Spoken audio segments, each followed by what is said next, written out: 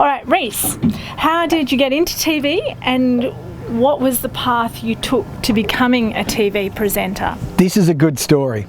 So it was a natural progression, right? So you did books and magazines, papers, and always wanted TV. And in those early days, I really tried when Rex Hunt was the only one who really had a show. And I worked and tried. And you know what? I even took a demo reel with a 6-pack of beers to the big studio saying, watch this, tell me what you reckon, and enjoy a beer while you're doing it. So really trying to make yourself stand out. The dickheads didn't even send back a thank you or anything. So you get, and this is one thing you got to understand, in this business, everyone thinks you get lots of recognition, you get lots of total nothing. So you need to accept rejection. So when you get like a couple of trolls on social media like, really? Do we actually care about that? Like it's a much bigger thing. So you get people that don't ring back and you're passionate, excited, and you get zero response can be hard. So one of those key points is don't be deterred. Don't ever be deterred. It took me 10 years to get TV. Yeah. So when it started, I should say the story because it's quite cool. So we Channel 31, which was TVS here in Sydney, started, and a couple of shows started on that. At the same time I met Ron Croft, who was probably another influencer or a special bloke. Croft. Yeah. Yep. I'm not going to say anything here. And Ron and I just said, here's a cameraman. I said, well, let's start filming stuff. In those days, he was doing the behind the scenes for Happy Feet, you know, those cartoony animated stuff. And I said, just one of the top ranking Australian movies, but yeah, cartoony thingies, yeah, right. Well, they didn't go fishing, so. And we said, we started doing Strike Zone. And in those days, we started with the videos, and we never expected, we wanted to do a video that we wanted to call it like Blue Planet. Yeah. So not winding up fish, because fishing is actually boring to watch someone winding a fish in. Great to participate in, but... And a lot of fishing shows don't realise, watching somebody going, oh yeah, this is awesome, can actually be a bit boring.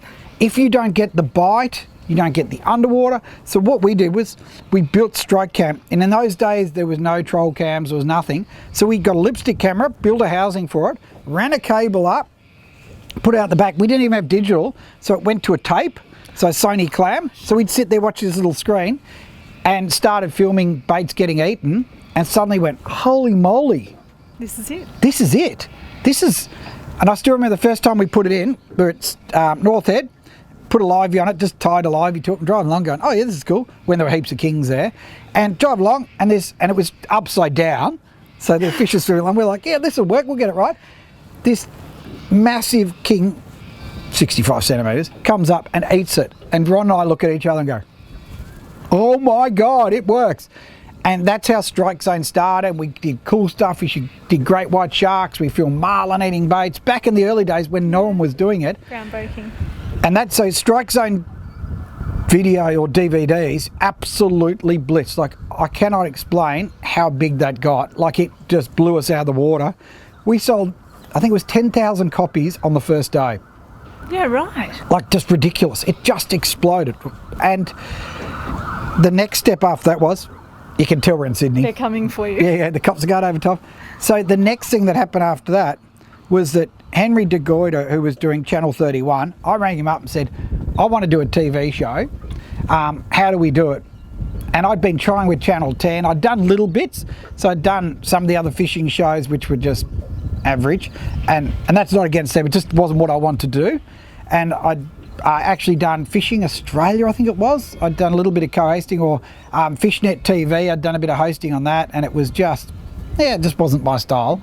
So anyway, so we went out and I rang up Henry, took him out fishing, as you do, and we fish away, and I said, oh no, what do we need to do? Yeah, get on Channel 31, I'm going to do Strike Zone, we're going to move it across. He goes, I said, I'd raised about 100 grand in those days, and I said, all the money's going back into the production. And that's an important thing. If you want this job, it's never about the money.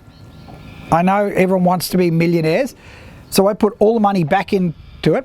But to get it over the line and go, Henry, if I catch you a good king, what do I get? And he goes, if you catch me a good kingy, I'll give you the prime spot. I went, done.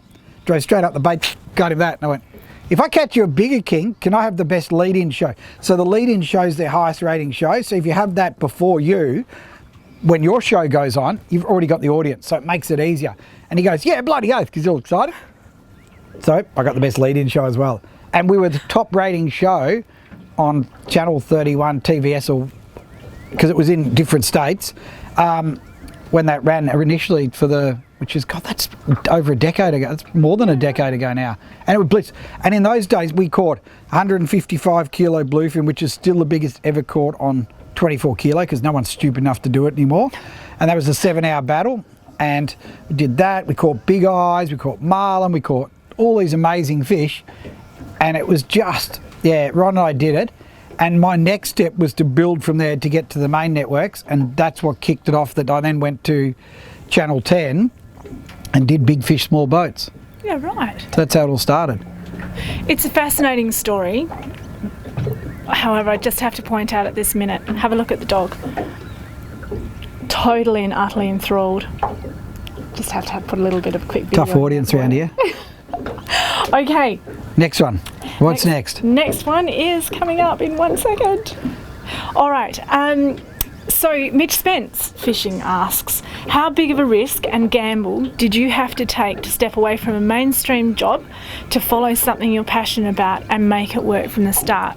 Which is a really commonly asked question as well. It is actually. It's a big gamble for you. It is a gamble, and it's a lot harder as you get older when you've got kids and things like that. So when I did it, I pretty much did it from the start, and I can really only work for myself. I can't do a desk job. Even when I worked for the Complete Angler in the old days when Jim Allen still owned it before it became a franchise, I got in trouble because I kept going fishing instead of opening shops. Yeah. Which Trevor Rolls still struggles with the fact that, what do you mean you can't come in? I go, well, the snapper on. I didn't see any problems with it. But no, seriously, it has to be a job where it is a massive, you have to dedicate yourself to it. So you'll make sacrifices along the way and things like that it will cost you. But if you believe in what you're doing, it will work, and it's just simply a matter of time. Yeah. But if you love it, there's no other, it's like there's no other option. It's a way of life more than anything. Yeah, rightio. All right. Now, these two I'll just group together because we'll get them knocked over and ask them quickly. Did you have any failures, and what are your greatest successes, which we get asked all the time? Holy crap, failures. There's endless failures. Yeah, Jesus Christ. Flooding camera housings, like jumped in the water, and in the old days, before I used an Icolite housing, in the old days it was a really shit connection system. Jumped the water, flood the housing, bang, that's like $5,000, $10,000 gone. Lots of little things like that. Failures, there were countless ones where you're trying to get new shows off the ground, or people like editors or something in the old days at magazines going, oh, that's crap, that'll never work. I remember going to one before I had a boat sponsor in the early days, one of them going, oh, we're interested, but how on earth would you be able to get enough content? And I'm like, mate, I can never get enough content. And I flew all the way to Queensland to see them, and they're like, presented really well, and then they come back with, nah, not interested. And you're just like, I flew to Queensland to do all this, to talk to you guys, to get this off the ground, so sponsorships can be, and when you get dumped, it's a fact of life that, all of a sudden if they get a new marketing manager, you can be on the outer. It doesn't matter how much you've done for them, they come and go. Yeah. And for me, sponsorships, which I'm sure will come up soon, have been a real critical part, an essential role, and for me, most of them, because they're your mates. Yeah. Yeah, so, you have that rapport as well. And successes. Yep. So fishing wise, there's been some amazing ones, like catching that 155 kilo bluefin, going out with the camera crew to catch a swordfish and doing it in 5 minutes of fishing.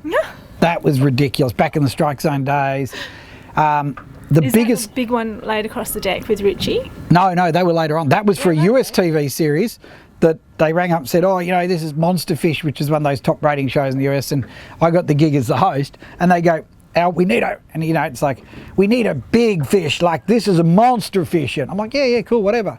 Went out and caught their biggest swordfish they'd ever had with Richie, so yeah. And then if you look at business successes, I reckon my first article in Modern Fishing was massive in those early days, because that was the pinnacle magazine back, 15 years ago, 20 years ago now, I suppose. God, that's a long time.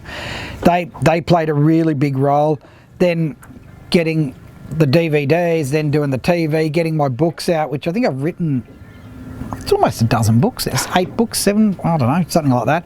Doing that, like the Complete Fishing Bible, which became a bestseller, and it's done 8 editions now or something like that. But the biggest one lately, Fishing with Mates, has been, because every time we do a new series, we don't keep one series and just keep going because they get very tired. So I like to reinvent. So we did big fish, small baits, which was okay. Then teamed up with Brad Cohn who was working with Post-Op at the time, and really good producer and really switched on. And we did trips that, like, we started fishing with mates, and that was absolutely unreal. And I got that onto Netflix. Ironically, it got on Netflix worldwide except Australia. Yeah. We got so much abuse, and it had nothing to do with us. We had no idea. Yeah. So that was massive. But probably the latest was the Bluefin doco, getting that off the ground, and then having that playing at IMAX with, you know, people from all around the country coming to it. And that's another one. Like, everyone goes, oh, that's great, you know, you did that. It took me 3 years to get that off the ground. Like, it just, you don't stop. You must keep going. If you believe in it, you'll keep doing it.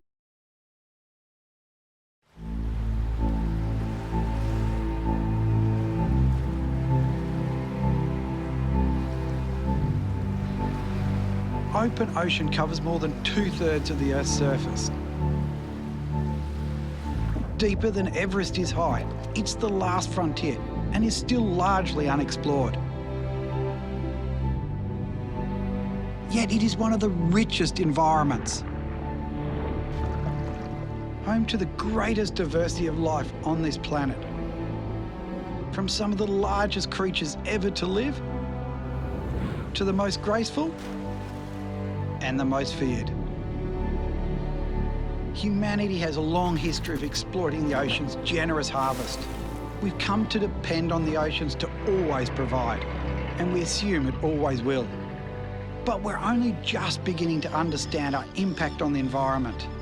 The world's ever-increasing population, with an insatiable appetite, puts a growing pressure on our oceans. This means uncertainty for some species and the endangered list for others.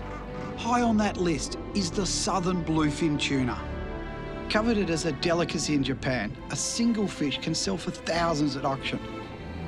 And the increasing demand drove us to fish them right to the brink. However, the tide has turned. This is the amazing story of how fishing actually saved the southern bluefin tuna. Now, one of the classics is Pete Wilshire. Now, Pete Wilshire used to be one of the big head honchos at Channel 9. We're out fishing one day because we get along like a house on fire, and said, oh, you should come to Channel 9, come and see me. Let's have a chat about you moving to Channel 9, to the main channel. Now, bear in mind, Australia, there's no fishing shows on the main channel. They're all on the subsidiary channels, like Stephen Met, 1HD. None of them are on the main channel. And I went, oh yeah, no worries, you know, whatever. And I didn't really realise what Pete did. We go in, see the secretary in there or the receptionist, I'm here to see Pete. And she's like, Pete who? I went, oh, because you'd rocked up in fishing clothes. Yeah, I was fishing clothes. And she goes, I said, Pete Wilshire, the head honcho bloke. And she's like, okay. Looking at him like, there's no way this bloke's getting through. Pete's like, hey, I'll come in. Walk in the office, we're sitting there, he goes, rightio, we're going to put Al on Channel 9. He goes, when would you like? And I went, still remember this, 7:30 on a Sunday night. And there's dead silence, like all little minions in the background. And he goes, no, when are we putting Al on Channel 9? And it ended up being, we got it on, I think it was in midday on a Saturday or something, and shook his hand and walked out. And I remember going back to Post-Op to the production company I was with. I said, oh, we're going to Channel 9. What do you mean? Where's the paperwork? I said, no, I shook his hand. So for me, it was always done, it was agreed, and we got it up and running and moved to 9, and then we topped the ratings with almost 500,000 on a couple of shows, which is just insane numbers for a fishing show, and yeah, literally unheard of. Yeah, right. We were after the cricket, so it's actually people just watching the cricket. They weren't watching our show, it just happened to be on. They've probably gone to get a coffee or something. Hope it was a change in pace. Yeah. All right, so you have already sort of covered this one, but we constantly get asked, did you ever dream it would be as a successful career as it has been? Did you ever foresee what it could be? Or did you not think about the success side of it and just that you That's wanted a good question. Oh, who comes up with these questions? These are good ones. Hey, you're driven, so you're constantly going, I'm going to make it work, I'm going to make it work. So I don't really think about the end, except I'm going to get it. Yep. It's the Bluefin doco. I will make this work if it's the last thing I do. I will get on TV and do my own show. And it took years to do it, but I got it, if that makes sense. You know, I will keep going and going and going till I get it. Just not to give up. Yeah, never give up. All right, so I think you may have already touched on it, but how many TV shows have you made? And Ooh. what other productions have you been involved in? You have touched on it, so can you give us a quick recap? Back in the early days, we did Fishnet TV. That was the first one that I really had an opportunity to go like for. that, Fishnet. TV, which used to be an internet site. That's how it all started. Yeah, right. And it was the producers, the original producers from Rex Hunt. I did River to Reef for a little stint. I've been on all the other major shows, all the fishing shows. Robson Green? No, not Robson. Sorry, I had to ask. The only decent one, and you give me grief. Oh, I can't believe it. So we're in the wilds of Papua New Guinea, and you're not going to believe it. The president of the village has sent a text message to Molly. Oh, probably best we don't get this one. So if you people want to come here, you people have to see him. Obviously, the president of the village, he hasn't seen fishing with mates. He doesn't know how important I really am. Oh, okay. So I've done all those. I made Fish Samoa, which was just a once-off doco. I did Game Fishing Australia, which was for the Game Fishing Association in the early days. And it's always been about inspiring them to go fishing and getting them out there. And then there was Fishing with Mates, Big Fish, Small Boats, Strike Zone TV. There's something else in there, but they're all the ones that come to the top of my mind. Straight. Oh, Monster Fish, which is a US series I've done as well. Was it Deadly 60? Yeah, so that's it, another one. Yeah. So that was Deadly 60. I've done that as specials. I've done a few shark specials because ever since that Mako attack, I've always been the shark expert. Not that I know much about them. So yeah, so there's been a few of those. Yeah, Deadly 60. I did a few. Again, it was about sharks and stuff like that, which was for Netflix. So there's been quite a few of those. And then of course, all the news and all those sort of things, well, and bits and pieces there, and morning shows and all that sort of stuff. So. And I had a DVD sitting in my laptop for nearly 12 months that I'd been given, that I had to put into our tournament files for the Helco Brollis Islands Game Fishing Tournament. And I'd been given it to put into all the game fishing files, and I thought, after about a year of having it, I thought, gee, I better look at this, make sure it's still current to put it into the next year's tournament files. Turns out it was Al's. So you did the game fishing DVDs as well? Yeah, so that was Otto Vold. So it used to be Otto's Tackle World, or Fishing Tackle, I think it was. Otto's Fishing World? I don't know what he called it in those days. Louis got it these days. It's actually just around the corner there. But it's, yeah, he got it. The idea we had was to promote it. And traditionally with fishing organisations is they love keeping their head in the sand and pretend don't change. No one will notice we're here. Otto was really switched on and said, mate, we've got to get out there and promote because there's not enough young kids. And particularly with game fishing in Australia, there's no kids going in. If we don't get the next generation in and fishing, they're gone. And these days with fishing, and it's something I'm really passionate about because parents aren't taking their kids fishing. So everyone that goes fishing was taken out at 99% by a family member. Yeah. It's one of those things that you don't just, it's rare just to go, oh, I'm going to start fishing. Like your dad took you fishing. Yeah. And a lot of them lose it and then come back to it. But it starts in that childhood concretely. Yeah. And what are the kids all doing now? Playing bloody video games. It's a real problem. And associations and organisations and government are refusing to address the issue on a level. The only ones I've seen that do a really good job is the IGFA over in the US that are really getting kids thinking. It should be in our school curriculum here in Australia. Yeah. Fishing should be one. Teach them to do it the right way. And it should be commercial and recreational because all you get is this stupid greenie. I know I'm going to have to bag the greens. They go off. Make it short. Right. The greenies try and say how bad it is. At the end of the day, the population's going up, so we're making change. So unless you stop the population, you have to learn to adapt and do things. And fishing, everyone eats fish, and then these greenies, they eat the canned tuna and go, oh, I can't believe they're killing, our fish. You're eating the tuna, you idiots. We need to get it. It needs to be in schools, and it needs to be balanced, and fishing and education needs to be a major component of it. And a lot more research. We need to be studying our oceans properly. Yep. Rant over. You did well. You kept it short for us. All right. So just a quick recap on how many magazines have you written for and how many books have you written? Oh, my God. Magazines, there'll be 50 titles. Tallies. Modern Fishing, Blue Water, Saltwater Fishing, Sport Fishing, Marlin Mag, Blue Water, Grays, which is a US, Grays Journal in the US. Used to be Sporting Shooter, Sporting Shooters Association, Guns and Game, Boating Australia, I think was one in there. A whole bunch of camping mags. Oh mate, there's bloody heaps of them. It's just, and then there's all the overseas ones. You know, Voyage to Pêche in France. You've got New Zealand Fishing World. You've got Ski Boat in South Africa. Then there are a couple of other ones, and I can't remember their names. Like it would be 50, 60 titles minimum over the years. Yeah. Can I just say that the Complete Fishing Bible that you wrote, well, I tried to get it for years. I was trying to chase a copy of it, could never track it down. And I got so excited when I was at Al's and I spotted the title on his bookshelf and said, oh gosh, I've been trying to get this book, can I borrow it for a little while? He said yes, of course, and so I took it away to have a read of it. It took me a little while to actually realise I'd written it as well, so I'd be... So much for being impressionable. You could say I was just so rapt that he actually had it on his... You could say I'm an influencer. He had it for me available for me to read, never mind the fact you'd written it. All right, let's move on. Jeffrey House. It's kind of a two-part question. Part one, so how did you get into fishing shows on TV and then switch over to filming more than fishing?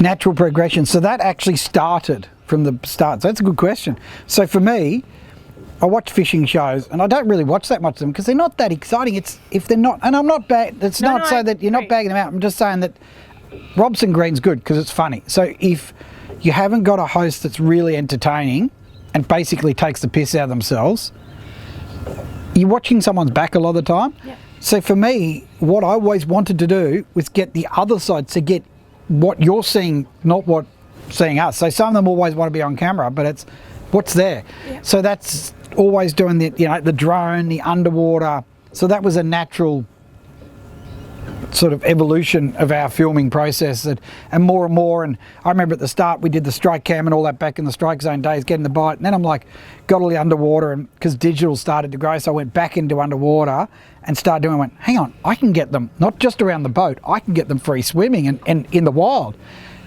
And that became that sort of David Attenborough sort of look at it, that do it, which makes the shows stand out because no one wants to see us, they want to see the fish.